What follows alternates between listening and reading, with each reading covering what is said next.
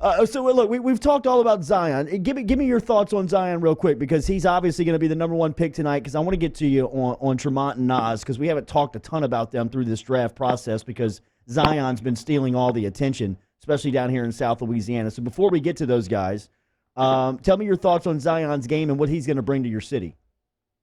Oh man, I think he's a special player. He's got size, he's got strength, he's got athletic ability. He's strong, but yet he's able to handle the ball, put it on the floor. He makes it enough from the 3-point line where you have to come out and respect that to a degree. And his ability to drive it to the goal against anybody with his size and power, I think is going to be something to watch. Now, obviously, one player with the Pelicans isn't all of a sudden going to make them a contender, but with the draft picks they have and what they've done, I think there's some excitement there that's been created simply because of the first-round pick. And I'm interested to see what they do with their fourth pick and how that lays itself out, whether they get another young player or they try to trade it to get some kind of veteran to help that team and play on Zion's flank. You're a New Orleanian, of course. You live down there. Can you feel the buzz in the city?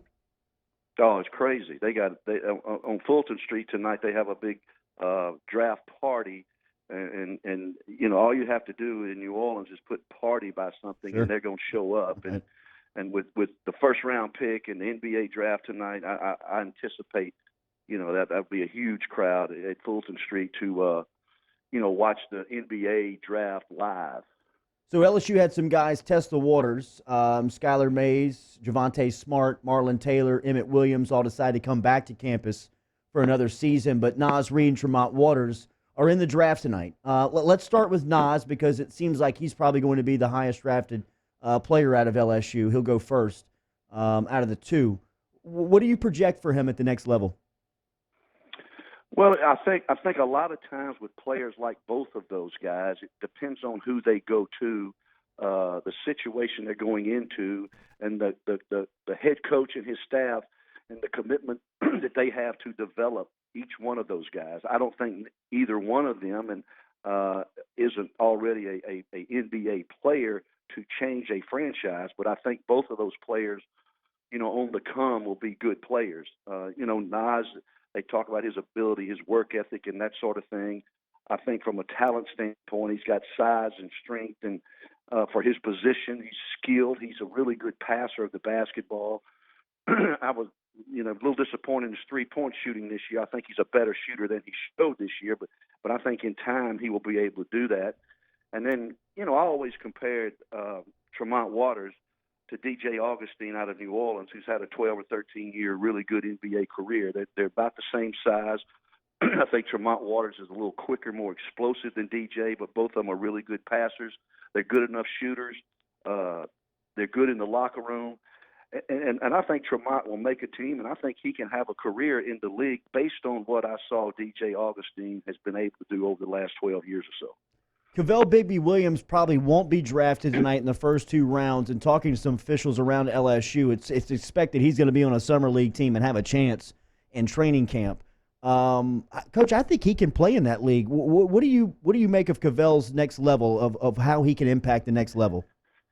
Well, he's another one of those guys that's got to be on the right team that needs a player like him. He's not a great low post scorer, but he does run the floor extremely well. The times I was around him this year, he always took coaching. He was receptive to coaching.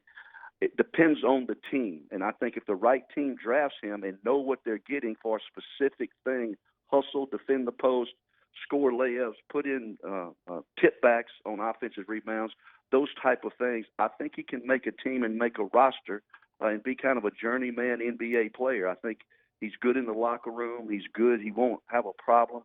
And I think all team needs, guys like that, the 9, 10, 11, and 12 guys on the bench that know their role, accept their role, and do what they can to make the team better. Back to Tremont real quick. You think, like, the advantage for him in talking to you just a little bit, you believe he can get his shot off. That's a big plus for him, right?